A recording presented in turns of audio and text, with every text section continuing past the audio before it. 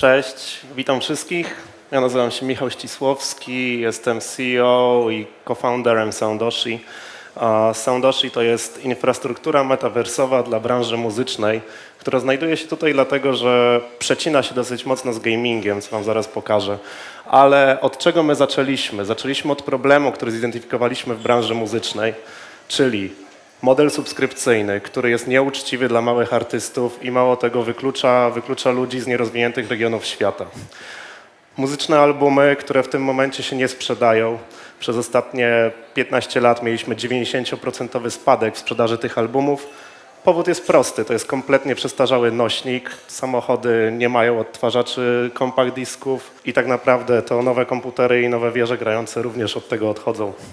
I trzeci problem to są ograniczenia branżowe, które sprawiają, że wchodzący artyści mają bardzo duże problemy z monetyzacją swojej twórczości i z przekroczeniem pewnej masy krytycznej, która pozwoli im partycypować i konkurować na tym rynku.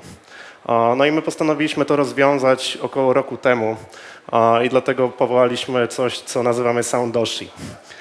I Soundoshi to jest rozwiązanie delikatne tych problemów, natomiast tutaj wam zobrazuję, jak to działa w tym momencie na Spotify'u albo na Apple Music. A mianowicie załóżmy, że jesteście przeciętnym użytkownikiem Spotify'a i słuchacie tylko polskich artystów i płacicie za to pakiet rodzinny $10 miesięcznie.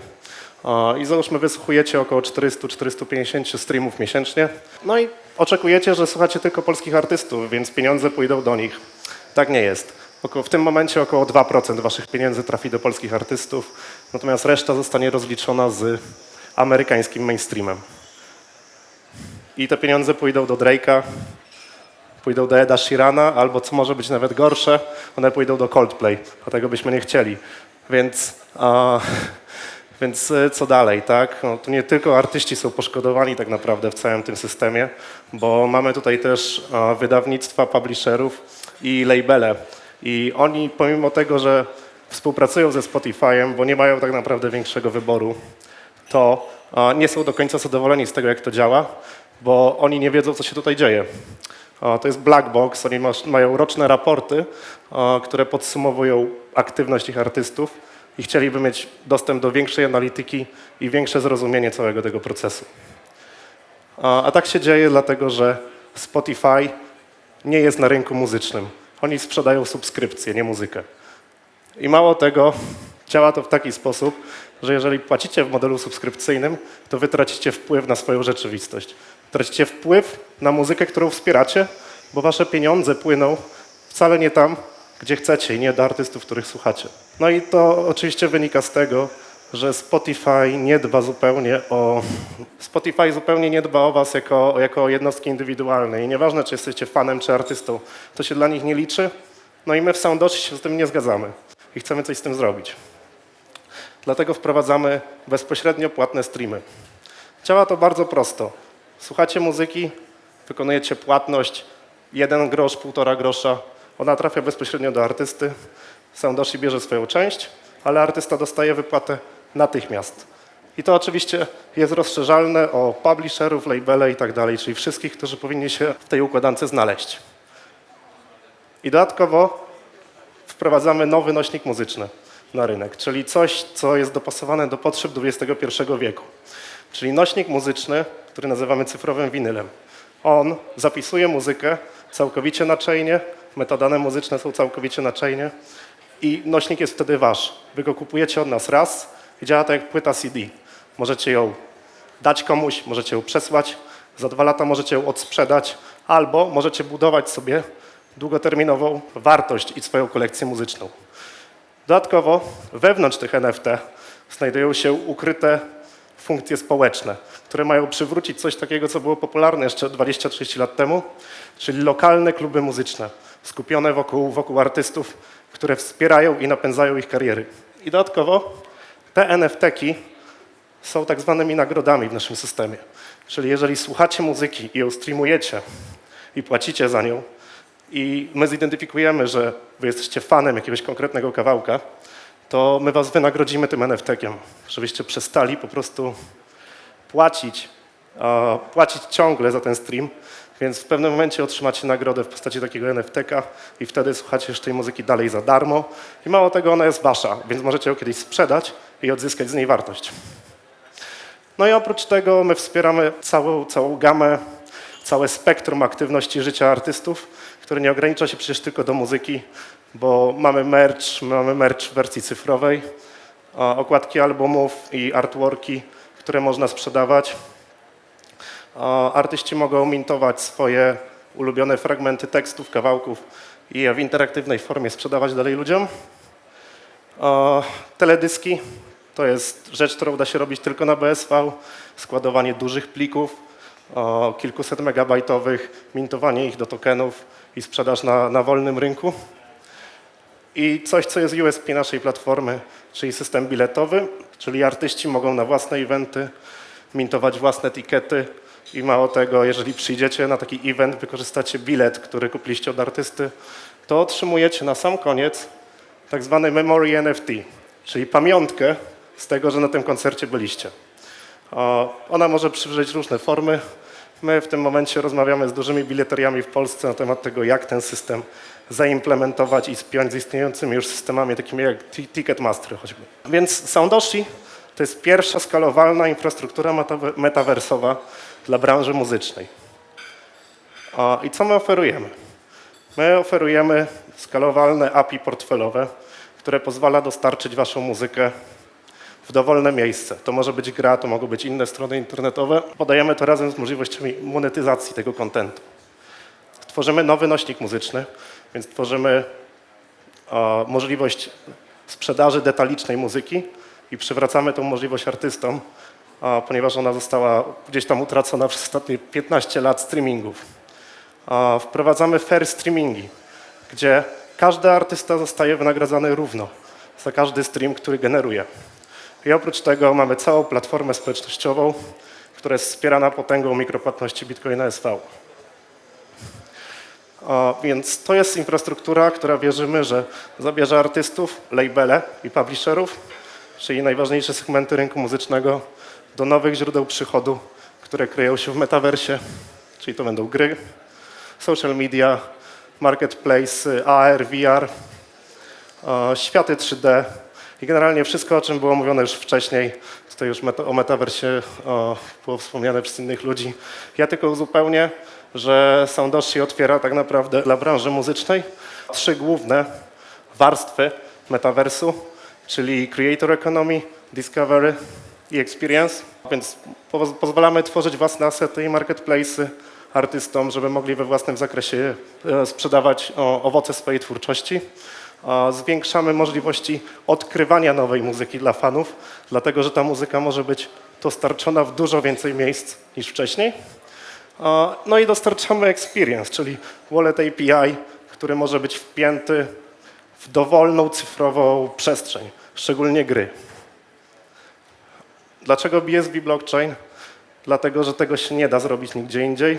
Nie jesteśmy w stanie stworzyć cyfrowego nośnika dopasowanego do potrzeb branży muzycznej na żadnym innym blockchainie. Żaden inny blockchain nie wspiera natywnie zapisu plików. Żaden nie jest wystarczająco tani, żeby taką ilość danych przesyłać. I żaden nie jest w stanie udźwignąć takiej ilości transakcji, jaka jest potrzebna. Dlatego, że żebyśmy obsłużyli wszystkie platformy streamingowe, które są obecnie na świecie, potrzebujemy około 60 000 transakcji na sekundę. Tak to wygląda obecnie. 60 000 osób w każdej sekundzie słucha muzyki ze Spotify'a i innych platform streamingowych. To jest nie do osiągnięcia na żadnym innym blockchainie. Nasze strumienie przychodów, które my otwieramy dla branży, to jest tak, mintowanie NFT, cyfrowego merchu, muzyki i tak dalej, wszystko, co może się znaleźć w tokenie. My bierzemy prowizję od sprzedaży pierwotnej i wtórnej, ale to się wiąże też z benefitami dla branży, dlatego że macie kontrolę wtedy nad całym cyklem życia produktu. Coś, co nigdy wcześniej nie było dostępne. CD był sprzedawany raz do jakiejś sieci dystrybucyjnej i wtedy już nie wiemy, co się dalej dzieje. Tutaj mamy stałe połączenie z fanami na linii artysta-fan. Mamy mikropłatności za streamy, od których również bierzemy prowizję na takim samym poziomie jak Spotify, ale to się przekłada na dużo wyższe zyski dla artystów, co zaraz pokażę. Mamy zmonetyzowane interakcje socjalne, czyli taki SoundCloud. Jeśli znacie tę platformę, to możecie lajkować artystów, komentować i tak dalej. Tutaj za takie interakcje ten artysta będzie jeszcze dodatkowo wynagradzany. Mamy SDK, które pozwala na integrację z dowolną cyfrową przestrzenią, tak więc z grami, przestrzeniami 3D, koncerty 3D, koncerty metaversowe, to wszystko jest dostępne tutaj. I oprócz tego mamy platformę White Label, czyli jesteśmy w stanie zaoferować szczególnie labelom i publisherom ich własne marketplace'y. Nie są uzależnieni oni tylko do platformy Soundoshi, ale mogą wykorzystać tą infrastrukturę do tego, żeby sprzedawać to na własnych marketplace'ach we własnym zakresie, powiedzmy pod naszą kontrolą. I tutaj małe porównanie tego, jak to wypada w porównaniu do Spotify'a. Więc tu mamy przykładową liczbę streamów. Mamy podane przez Spotify'a stawki. My wciąż uważamy, że one są zawyżone względem danych realnych, ale takie są oficjalne dane Spotify'a. Tak wyglądają nasze przychody, którymi możemy się podzielić z artystami. Więc my ze spokojem jesteśmy w stanie zaproponować co najmniej 3-4 razy tyle, ile normalnie zarabia artysta na Spotify'u i dodatkowo to będzie płatność natychmiastowa, a nie tak jak to ma miejsce w tym momencie, że trzeba na wypłatę Spotify'a poczekać około 2 lat. I dodatkowo my się nie zamykamy jakby w sobie, także chcemy ich kompletnie stłamsić tego Spotify'a, bo to jest raczej niemożliwe przy tym, jak rynek obecnie wygląda, ale my możemy wzbogacić mocno ich usługi i możemy otworzyć tak naprawdę ich na wschodzące rynki, bo Spotify jest obecnie kompletnie nieobecny w Afryce, w Azji i tak dalej. I to wynika z tego, że model subskrypcyjny ma pewną barierę wejścia, która dla wielu biedniejszych społeczeństw jest po prostu nie do przeskoczenia. W ten system można wejść za dosłownie kilkanaście centów i zacząć w nim partycypować, być może nawet wygenerować dla siebie wartość, która pozwoli nam słuchać tej muzyki w jakiś sposób za darmo. Zamknęliśmy już rundę finansowania w kwietniu. Beta launch platformy jest planowany teraz dokładnie i teraz się to dzieje. Onboardujemy pierwszych polskich artystów, współpracujemy z dużymi polskimi dystrybucjami, niezależnymi i zależnymi. Majorsów jeszcze tutaj nie ma, ale na pewno dołączą za chwilę. Na wrzesień planujemy otwarcie platformy. Mamy kilka dużych polskich nazwisk, które się tam pojawią, więc na pewno usłyszycie o tym prędzej czy później. No i w grudniu zamierzamy wystawić się na ekspansję globalną i na następną rundę finansowania. Zespół, bo może o tym trochę powiem. My zaczęliśmy kompletnie od zera. To są wszystko moi przyjaciele. My razem zidentyfikowaliśmy Bitcoina SV jako rewolucyjną technologię i poświęciliśmy się temu kompletnie. I przez kilka miesięcy walczyliśmy tak naprawdę z wiatrakami bez żadnych środków, aż w końcu zostaliśmy wychwyceni przez dokładnie tych ludzi z Satoshi Block Dojo. Pojechaliśmy do Londynu na początku tego roku. Przeszliśmy przez 12-tygodniowy bootcamp biznesowy, w którym, powiedzmy, nauczyli nas robienia biznesu i wsparli nas bardzo mocno, zapewnili nam kontakty do ludzi, zapewnili nam dostęp do finansowania. I Satoshi Block Dojo to jest pierwszy inkubator Bitcoina SV, który wspiera wschodzące startupy i zespoły takie jak nasz. Więc ja serdecznie polecam się tym zainteresować. Mentorzy. Mamy bardzo dobry zespół mentorski. Złożony jest z weteranów branży muzycznej i internetowej. Mamy doktorów blockchainu, mamy ludzi, którzy są ekstremalnie dobrze połączeni w tej branży, więc jesteśmy otoczeni i jesteśmy pod opieką odpowiednio doświadczonych ludzi. I tutaj zakończę. Więc zapraszam wszystkich na soundoshi.com. To znaczy możecie się tam zgłosić do naszej bety i odezwiemy się do was wkrótce. I my zostaniemy, powiedzmy, szkieletem metaversowym dla branży muzycznej, która w tym momencie tak naprawdę czeka na otwarcie tych możliwości. Dziękuję.